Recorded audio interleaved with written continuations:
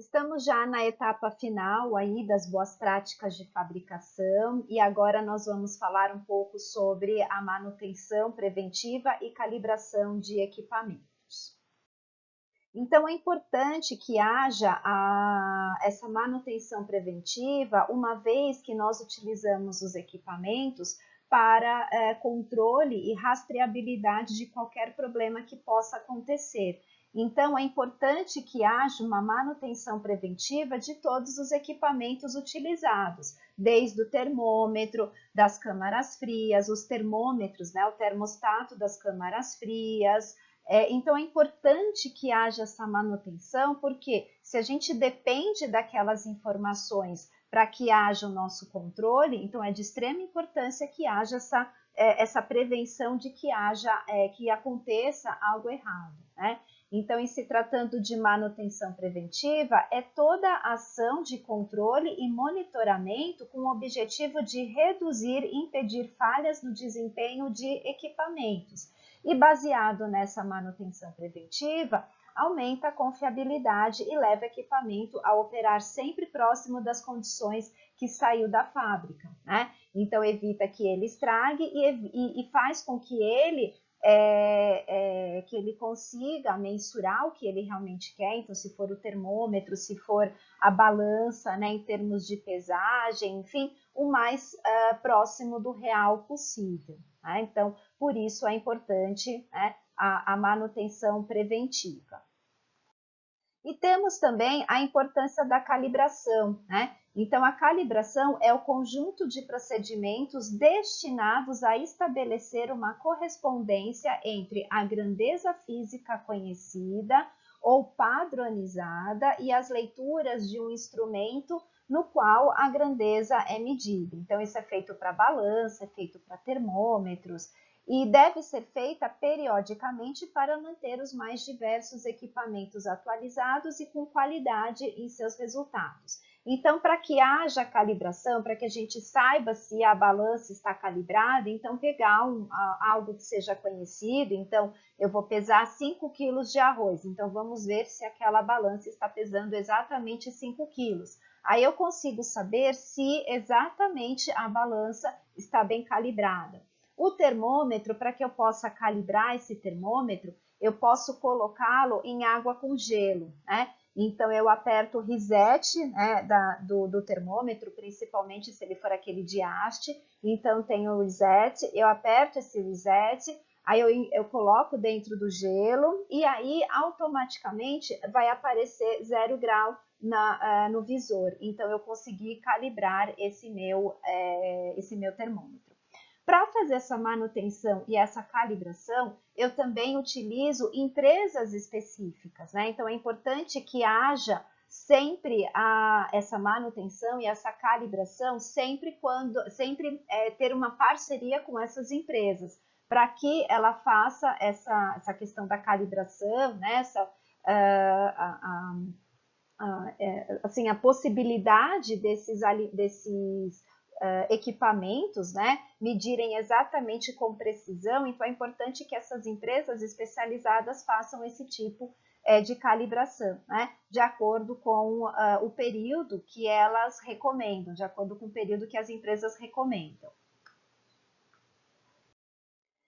Bom, e pode-se avaliar a importância desses dois procedimentos para garantir a qualidade das preparações. Então, como eu falei, então os termômetros e as balanças, né, elas garantem a precisão de aferições de pesos e temperaturas tão importante. Então, nós falamos da importância durante o recebimento dessas mercadorias, a questão do controle de temperatura. Então, em que temperatura posso receber, que temperatura esse alimento pode sair do fogão, né? Então, é extremamente importante para que haja, né, a qualidade, para que a gente possa garantir a qualidade de produção e, consequentemente, produção de um alimento seguro, né? E também equipamentos de conservação. Então, por exemplo, os balcões térmicos, né, as câmaras frias, os fornos combinados, o monta-carga, aquele que acaba distribuindo refeições para vários locais. Tudo isso é importante para que esses equipamentos, estando bem calibrados, estando com o seu termostato ok, garantia de qualidade e prevenção de qualquer problema futuro.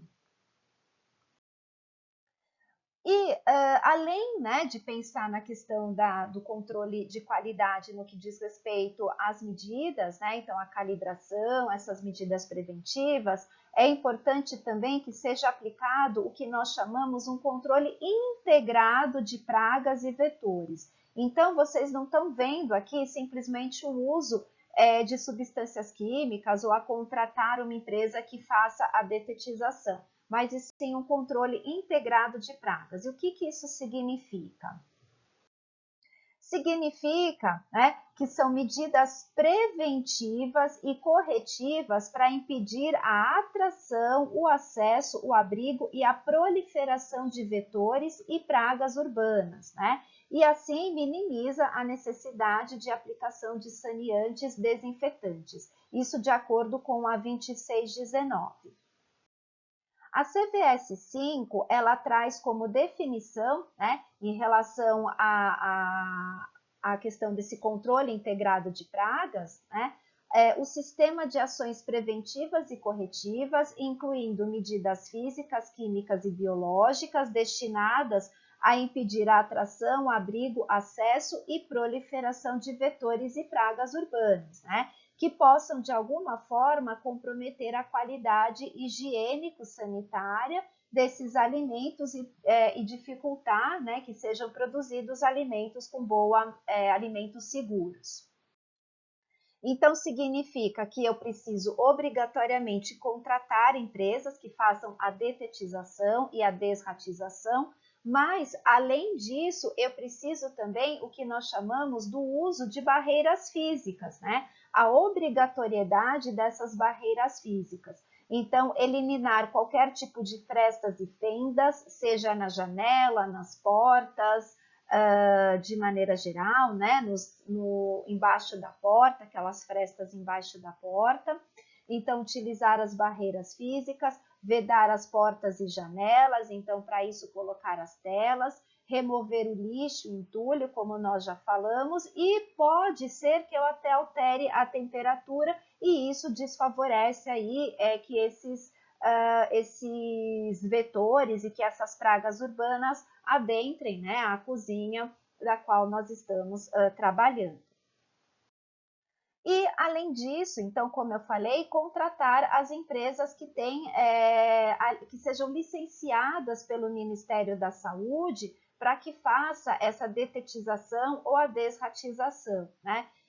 Então, nesse caso, elas vão usar produtos químicos que são permitidos com que haja, né, esse uso, que não são extremamente contaminantes e que sejam utilizados na proporção que seja efetiva e que ao mesmo tempo não contamine a saúde do manipulador ou de quem for consumir aquele alimento, né? Então evita que haja a contaminação química. Então é importante que sejam contratados empresas que são licenciadas, então é muito comum a gente observar pessoas que trabalhavam nessas empresas licenciadas e acaba produzindo a sua própria empresinha, então contrata abre essa empresinha e a gente contrata essa empresa, só que eles não têm esse registro, né? E se não tem o registro, eles não podem implantar, né? Então, é importante que a gente utilize essas empresas que sejam somente as licenciadas, que utilizam produtos que sejam registrados aí pelo Ministério da Saúde.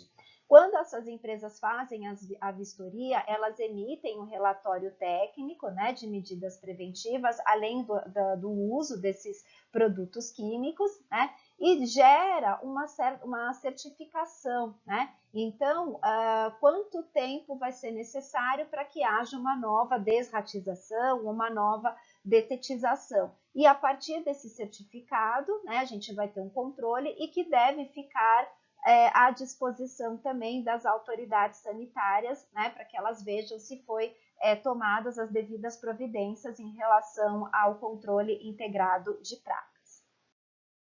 Bom, em relação à qualidade da água, então tudo que nós fazemos na cozinha depende da água, né? Então, a importância que a água tem na produção de alimentos, para higienização. Então, se eu partir de uma água que esteja contaminada, né, eu vou contaminar todos os meus alimentos e daí eu não tenho a produção de um alimento seguro. E de nada adianta eu adotar condutas de boas práticas, controle de temperatura e assim por diante se eu trabalhar com uma água contaminada.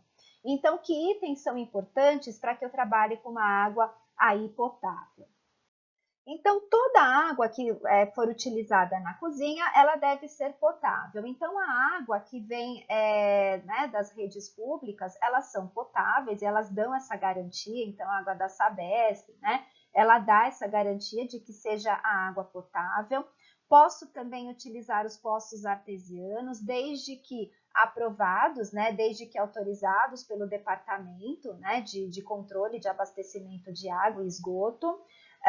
Então, ele deve ser autorizado, então o DAE, né, ele faz a coleta dessa água, desses poços artesianos e acaba aprovando ou não, né, no que diz respeito à presença de coliformes totais e coliformes fecais. Por quê? Porque pode passar um determinado período e o esgoto entrar em contato com esses poços artesianos. Então, essas análises também devem ser feitas periodicamente para que se tenha certeza que esses poços artesianos estejam em perfeitas condições. Deve-se também utilizar o cloro, né, nesses poços artesianos, respeitando aí o que o fabricante nos diz.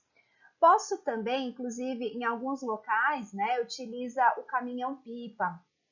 Caminhão-pipa, nós estamos comprando essa água. Então, ao comprar a água, ao chegar no estabelecimento, a água que vier desse caminhão-pipa, ela deve ter esse laudo, né, já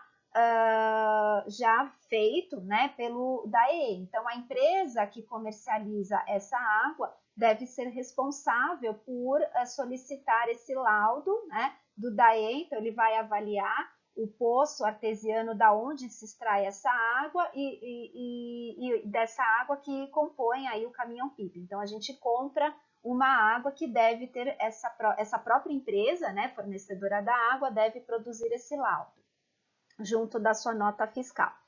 E a cada 6 meses, obrigatoriamente, deve ser feita a limpeza da caixa d'água.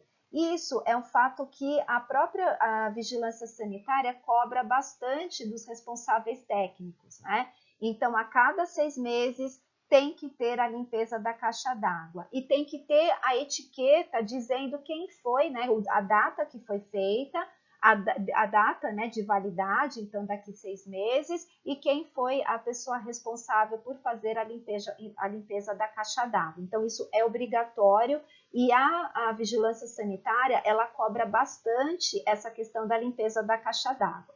E como se faz a limpeza da caixa d'água? Então, tem que haver uma programação, né? A água da caixa d'água tem que ser toda escorrida, né? Então, escoada toda a água da caixa d'água, fechar todos os registros, claro, previamente, e escorrer toda essa água.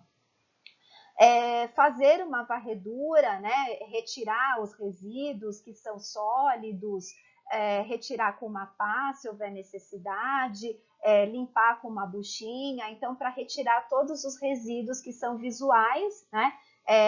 Então, se retirar todos aqueles resíduos físicos. Posteriormente, fechar o local onde se sai, onde se entra a água, fechar os locais, e aí encher a caixa d'água novamente com água, colocar uma solução clorada, de acordo com o fabricante, respeitando, né? Então, de acordo com quantos litros essa caixa d'água comporta, então enche a caixa d'água e coloca a quantidade de cloro.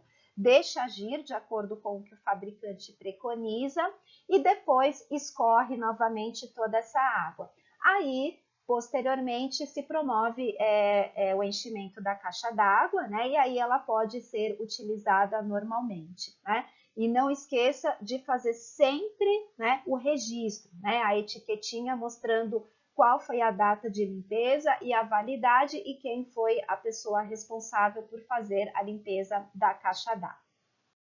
Bom, E finalizando, né, essa questão das boas práticas, não dá para eu simplesmente falar para vocês sobre as boas práticas, né? Vocês vão saber muito bem, vocês vão ser cobrados por isso, vocês são os responsáveis técnicos, mas não dá para eu falar todo esse montão, né, de boas práticas se eu não transmitir para o restante da minha equipe, né? E eu preciso realmente capacitar constantemente esses manipuladores, dizer a importância de se adotar essas condutas, essas boas práticas, para que eu produza um alimento seguro, inclusive é segurança para o próprio manipulador, né? Então, na verdade, a capacitação faz-se necessária para que eu consiga produzir um alimento de boa qualidade e conseguir a garantia, né, da segurança também dos meus manipuladores de alimentos. Então, é a garantia, né, de qualidade aí, né, do processo e o sucesso dessa produção. E de nada adianta se eu não capacitar esses meus funcionários, esses meus manipuladores, inclusive durante a própria capacitação, né, os próprios manipuladores se sentem motivados, né? Então, alguns funcionários, eles até mencionam, né, que nunca tinham passado num curso, né, nunca tinham feito um curso tão importante. Então, dê o direcionamento necessário, dê o treinamento necessário, emitam certificados, né? Então, alguns funcionários falam assim, nossa, eu nunca recebi um certificado antes. Então, isso é uma questão também, inclusive, de motivação aí da equipe, né, com qual você trabalha. Então, de nada adianta se eu capacitar se posteriormente eu não fizer o gerenciamento, né, e o monitoramento se essas boas práticas estão sendo aplicadas efetivamente. Então, a importância de eu monitorar, de fazer a inspeção, de promover ações corretivas e preventivas, caso haja necessidade, fazer a rastreabilidade, registros e documentos, inclusive guardar essas planilhas, caso haja a visita da vigilância sanitária, ou mesmo para vocês, como responsáveis técnicos, analisar em algum momento como é que estão esses registros, o que os seus funcionários estão fazendo, né, se eles estão respeitando essas boas práticas, né, e adotar os padrões de legislação, né? Então, isso é o mais importante de tudo para que a gente consiga aí adotar essas medidas, né, verificar se as boas práticas estão sendo aplicadas efetivamente, né, para que se produza produtos de boa qualidade, aí seguros do ponto de vista higiênico-sanitário. E existem alguns momentos em que se contrata as auditorias, ou existem empresas, né, que fazem essas auditorias, principalmente se eu trabalho em concessionárias. Então, são programadas auditorias, elas chegam aí de repente e vão avaliar se a cozinha de vocês, né, estão tomando todas as medidas necessárias. Então, se estão tendo controle, se estão tendo registros, se as temperaturas estão sendo feitas de maneira adequada, né? Inclusive, essas auditorias, elas até são feitas por alguns estagiários de nutrição. Então, existem algumas empresas que contratam os alunos de nutrição para fazer essas auditorias em restaurantes, principalmente aqueles restaurantes de shoppings, né? Então, se contrata aí para fazer essas auditorias. Então, a importância que isso tem para que haja aí o controle, para que a gente consiga produzir um alimento de boa qualidade. Então, finalizamos por aqui as boas práticas, né? É bastante coisa, mas imaginem que todo esse conteúdo deve estar presente no Manual de Boas Práticas e que deve estar à disposição dos funcionários e também à disposição da vigilância sanitária, tá bom?